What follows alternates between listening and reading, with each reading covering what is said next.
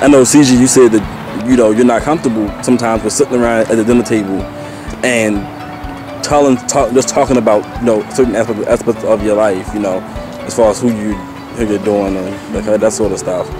Like, is there something that is your family, your family just that kind of stuff just taboo to your family?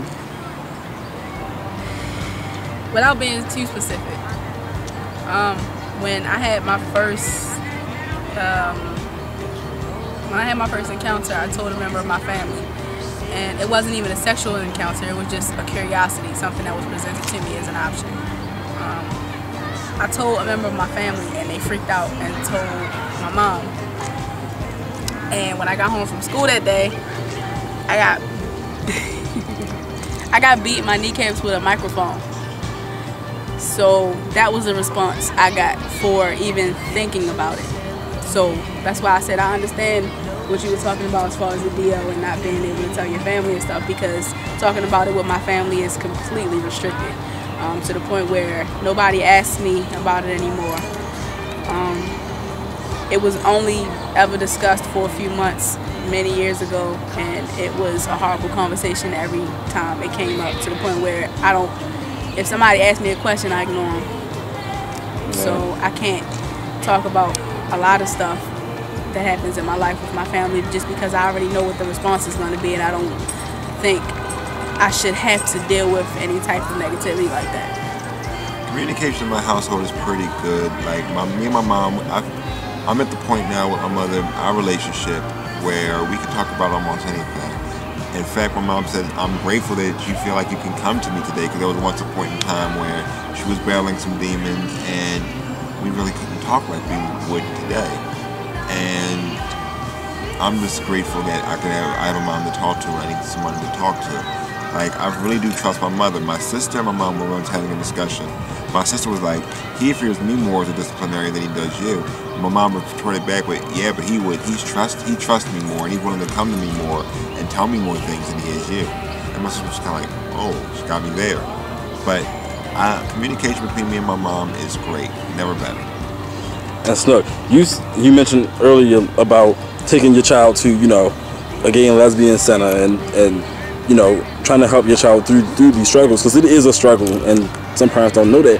Do you think that if your mother had done that for you, that you would have been in a different place, But if I'd have went to a gay and lesbian center when I was younger, I think that my life probably would have turned out differently, because I didn't know that it was really a gay life in Baltimore.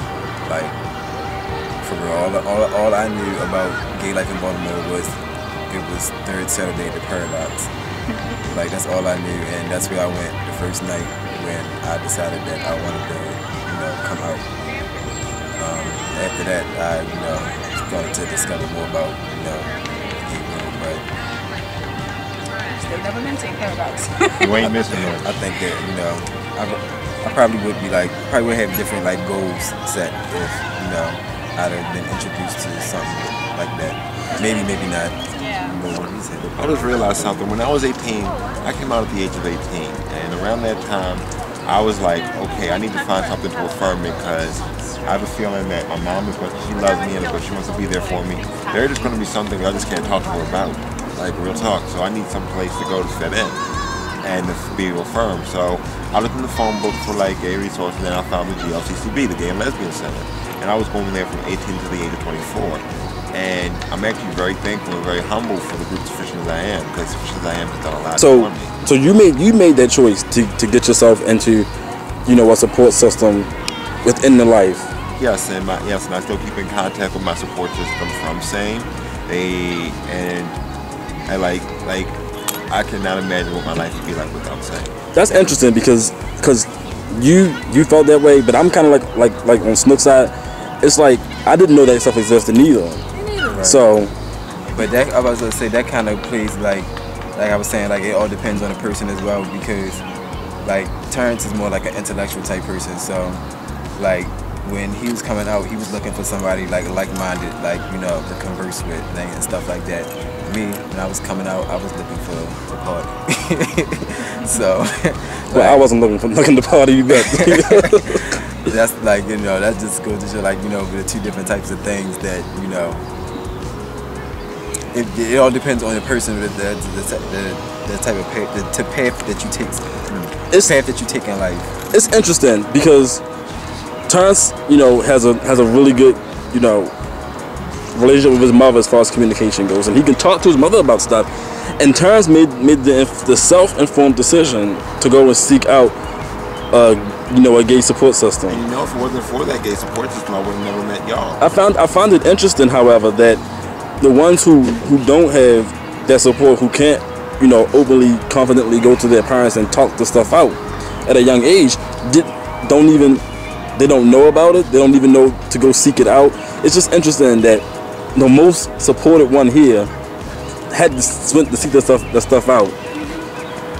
But at the time, I will be honest. At the time, I couldn't be really supported by my mother because, like I said, my mother was struggling with the demon.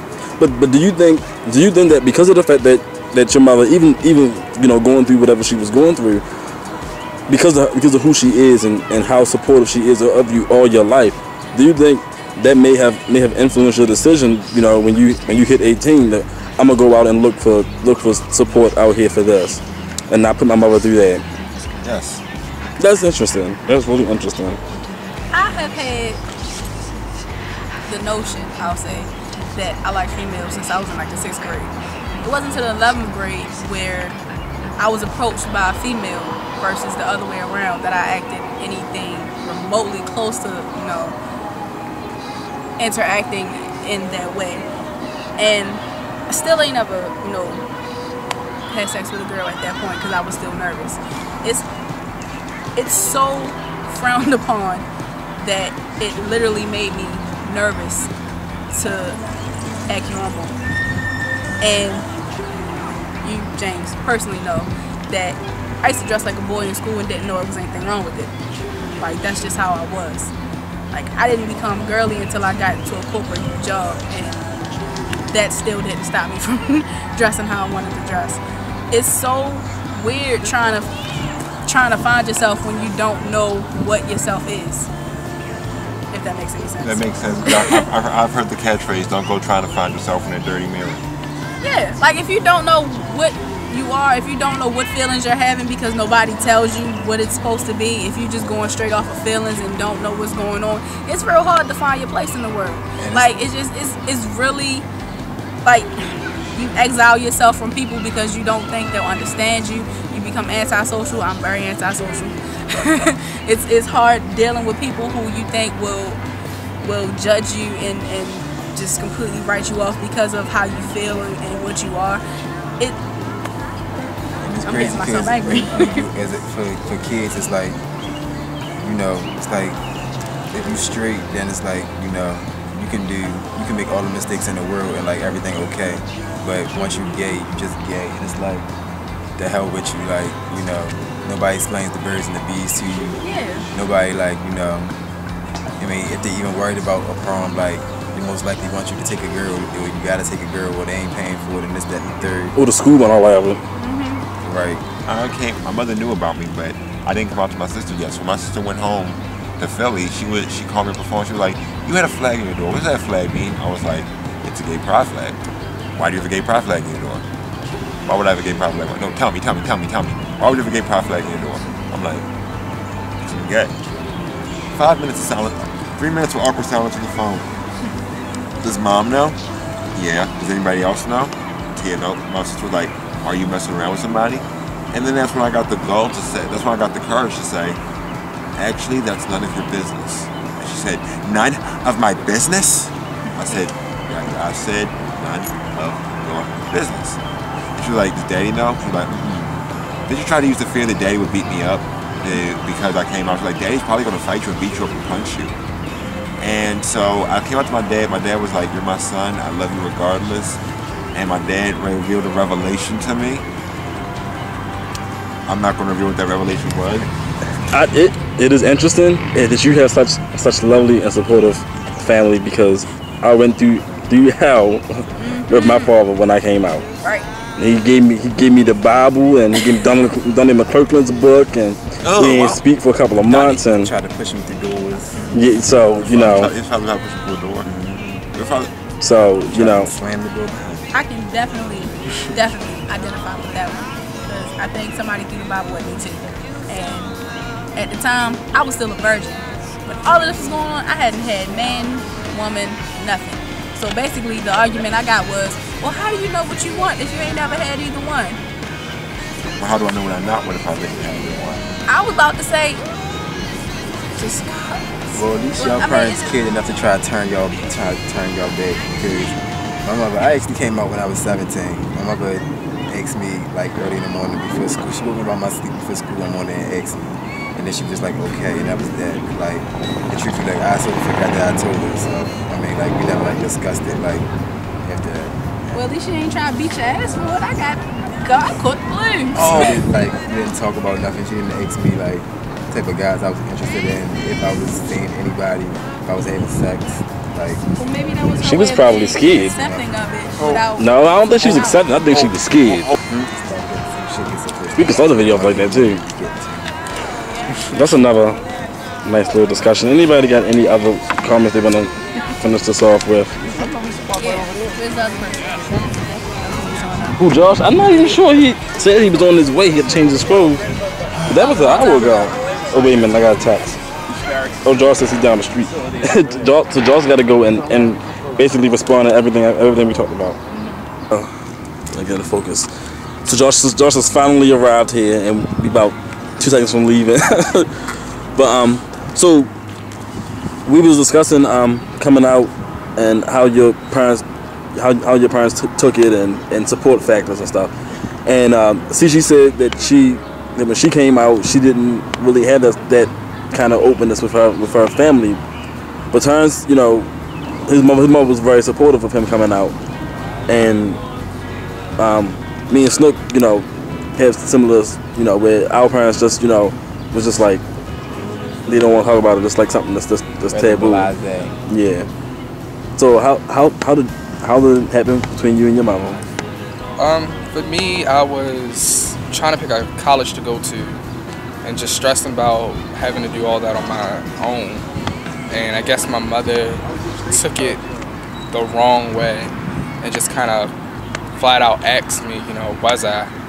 And just not caring anymore. I just like, while I was in the kitchen looking in the refrigerator, it was like, yes, I am. And that's kind of how it came out. And then after that, it was just like relief off my shoulders, relief off of hers. Kind of like you was pressured into it a little bit. Yeah, but it was just like, I don't care anymore. I'm like, whatever. And then after that, it was just like, we were cool, we came closer. I remember when my aunt was asking my mother, like, you know, what should she do about her son, because he was like always doing stuff, and my mother's simple answer was, I don't have those kind of problems. So she took it like better than I thought she would. So would you say that your mother was supportive of your lifestyle? And she's very supportive of it. I mean, every year she always asking who I'm bringing over. So before you came out, or well after you came out, did you think about seeking out any kind of LGBT like support group or anything? I did my first year when I was in college, because I didn't have anybody else to kind of talk to.